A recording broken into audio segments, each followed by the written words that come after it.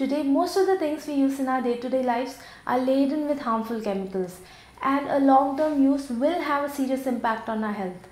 Thankfully for me, I'm not really into makeup and cosmetics, but still that does not save me from these chemicals because they're present in toothpaste, soaps, shampoos, laundry detergents, toilet cleaners, everything. So why do companies use these harsh chemicals in the first place? Because we're not happy if after a shampoo our hair does not feel super silky, or if our laundry does not fill our room with fragrance, or if our soap does not lather and make our baths fun. So natural non-toxic ingredients have their own limitations, and to satisfy our insane needs, these companies are forced to use them. Or maybe it's the other way around. We never thought our hair could feel so light until they showed it to us in an advertisement. But today I'm going to introduce you to someone who's been making natural person care products. So, a few years back, I did a workshop called Rethinking Development, which was my introduction to environmental sustainability. And that from that day onwards, I was so I was passionate about environmental sustainability and living a eco-conscious lifestyle. And so, during the workshop, I understood on a systematic level how we are not living in harmony with the planet and how things are not going the way they should be. And so I understood that some of that's where I also understood that the products that I use generally that are available in the market, especially the cosmetic products, have a lot of harmful ingredients in them. So I went home and I read the ingredients behind my shampoo bottle and my all the other cosmetics, and I started doing research. I googled about the ingredients. I did research about what are the common harmful ingredients in my products, and I was so shocked to read and understand that all the products that I'm using have ingredients that are toxic for me and the planet. So one of the most common ingredient that is there in almost all products is sodium lauryl sulfate, which is the ingredient that helps in the froth or the foam of a product. So it's in shampoos and detergents and soaps and cleaners and everything. And it's a harsh chemical. Basically that means is that it works to remove oil in, let's say, the hair or on surfaces, but that also strips um, our body or hair from from its natural oils, and because that it causes common issues like dandruff, thinning of hair fall and all of that. Plus also, long term use of it can cause allergies and irritation. And also the other thing about sodium lauryl sulfate or other sulfates are that they have a byproduct which gets contaminated in the product, like which is called the 1,4 dioxin, and this particular contamination is known to cause cancer in laboratory animals. So in testing it is shown to have caused cancer to people. So we don't know if that causes to humans, but I would not like to take the chance. And generally, a lot of these harmful chemicals are linked to cancer, and a lot also to hormonal disbalance, reproductive issues. So, some of the other common ingredients in our products that are known to have harmful effects is parabens, phthalates, formaldehydes. These are kind of ingredients that can cause reproductive issues or skin allergies or respiratory issues. And so it's the use of long-term use of these products can cause issues to us. And of course these chemicals, they go into the water and or the land and soil, and they contaminate that. Plus they're harming other living beings like plants and animals and stuff like that. And also a lot of our makeup products and stuff like hair colors and hair smooth conditioners and all of that have a lot of toxic ingredients, because they are really having to take care that you get good bright color on your hair or on your lips. And so there's lead involved and a lot of other micas and stuff like that, which are not really good for our health.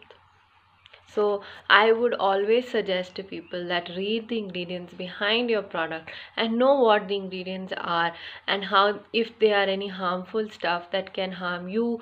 And I have seen some of these ingredients in baby shampoos, which was so shocking to me, because we are giving babies who are vulnerable a product that has harmful ingredients in it. So I think it's important to know what are the harmful common ingredients, and they shouldn't be in the products that we use. So most of us go for big brands because we believe that they've done their homework right, that they've spent a lot of money and energy in R&D and then again on testing after the manufacturing is done. And when it comes to small brands or individuals selling products, it's a little hard for us to trust them because we're not sure if they've done their research and development and testing properly. So, like for me, example, the products I sell all have been first tested on me. I've used them for a long period of time before I take them out in the market, and before that, I also give it to friends and family. But other than that, I don't really do any other kind of testing. So, as of now, so it can be that, how do you trust then? How do you trust the individuals or small brands who are selling compared to big brands who are doing proper kind of R&D to their products?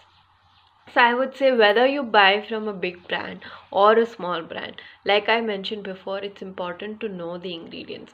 So always to check what are the ingredients used and if that is safe for me to use. And also, whenever you get the product, whenever before you start using it, test it on yourself. And as you use it, if you feel it is causing any issues, then do stop using it. Because even if it's a completely natural product, it may be a herbal hair wash powder or a natural lip balm, that doesn't mean it cannot cause any side effects to you, because everyone's body is so different. You could be allergic to certain ingredients. Like, I know people who are allergic to multani mitti, they get very dry skin or lots of rashes on if they use multani mitti. But multani mitti is a completely natural, it's earth basically, it's a very natural ingredient. So I would say that know the ingredients and test them on yourself before using. Especially if you want to give it to children, it's important that you use it first to see that it is fine before you give it. But other than that, I think individuals or small brands that are revealing the complete ingredient list and making with a lot of passion for the product, for the environment,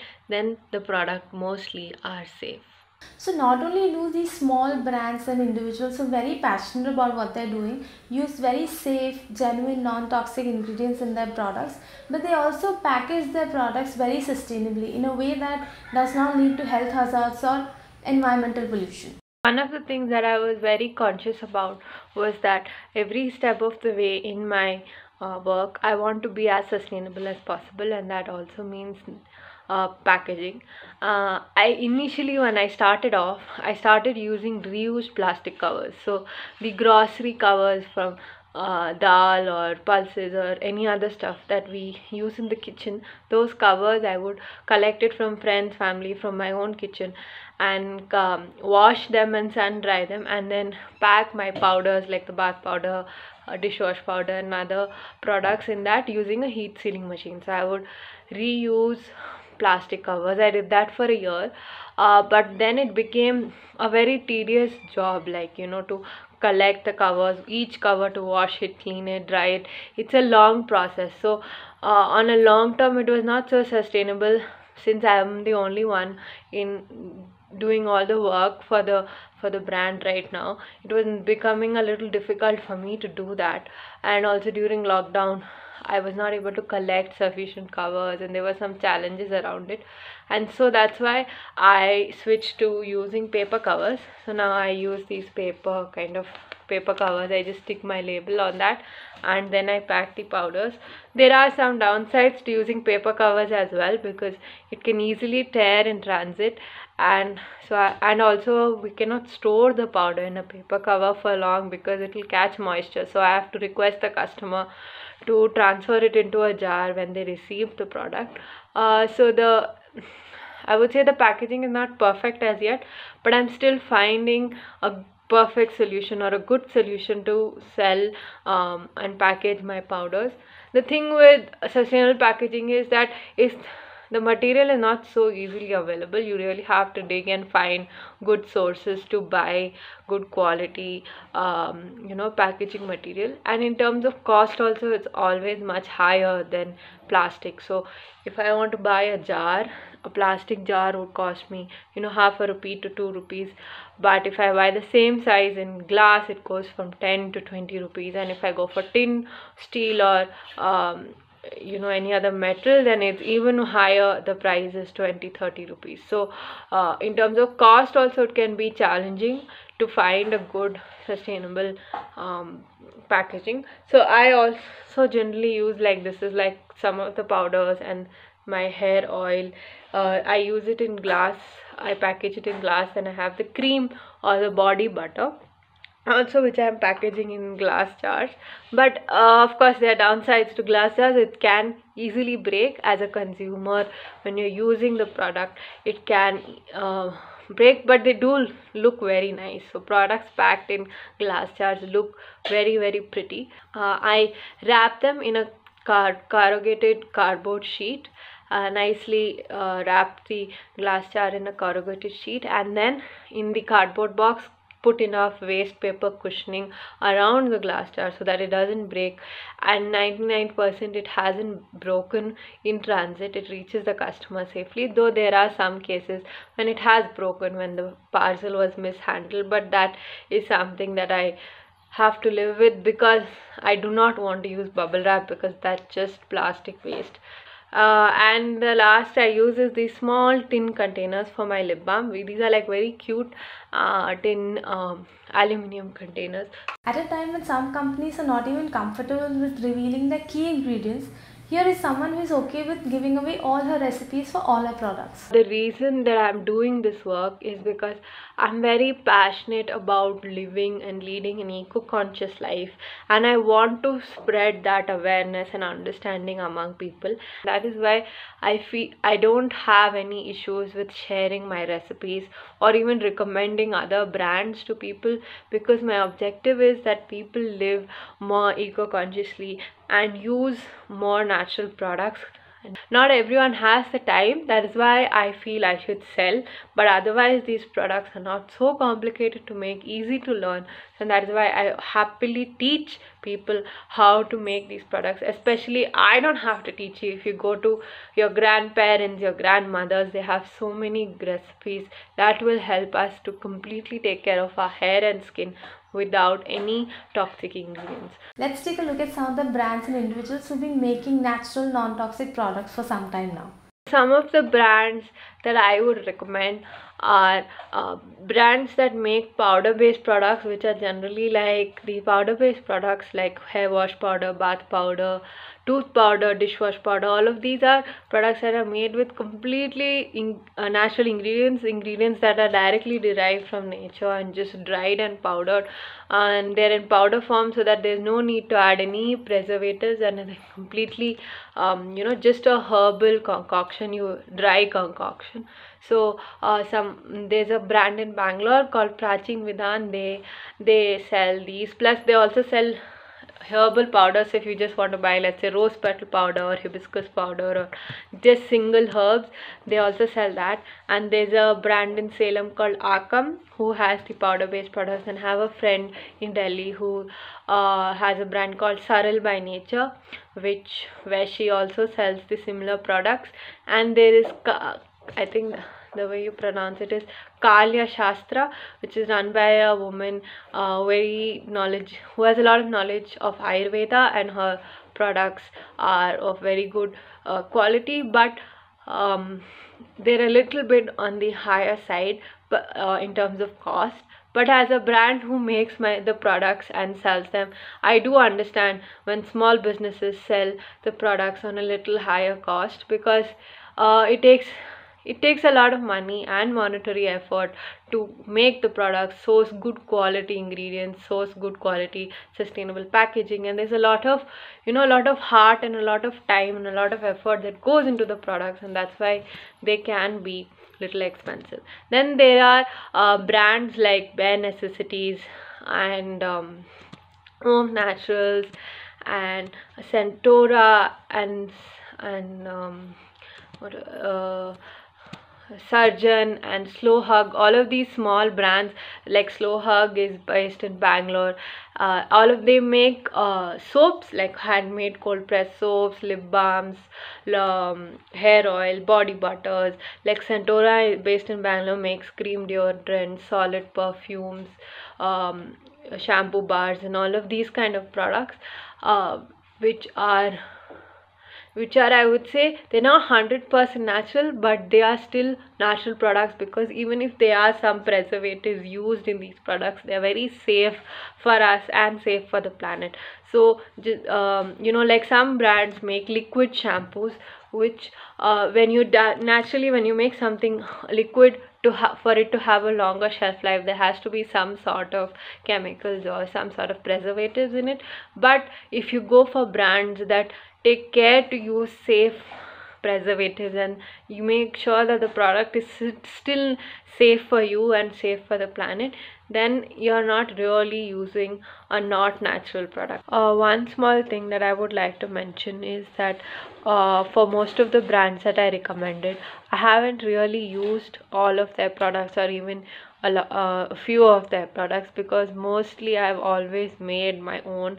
So I very rarely have bought natural products from any brand, and so all of them are just based on how I understand the brand, and I think that they are doing really good authentic work.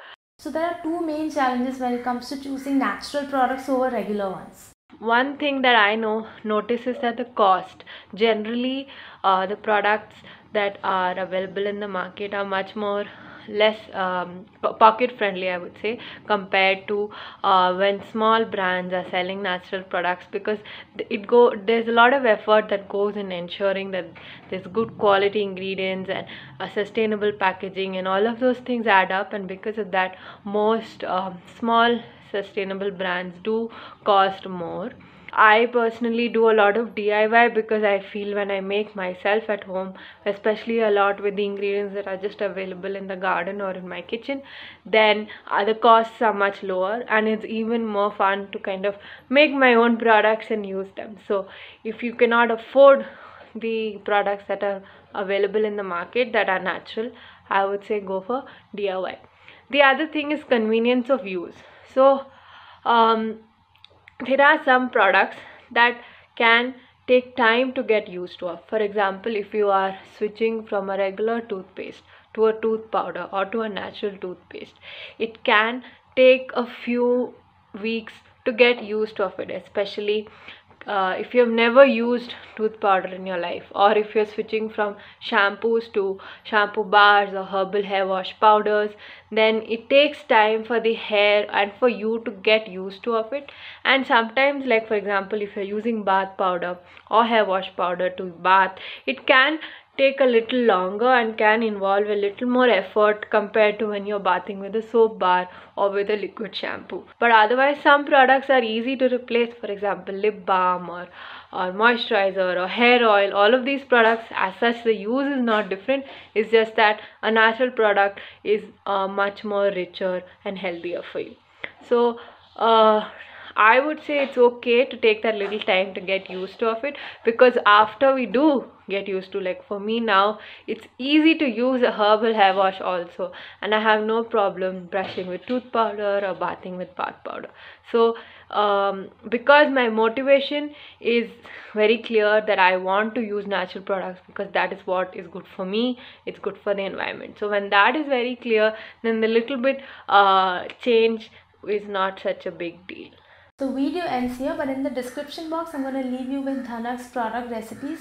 They're very easy to try at home. Also I'm going to leave you with some other links to the other brands that she has recommended.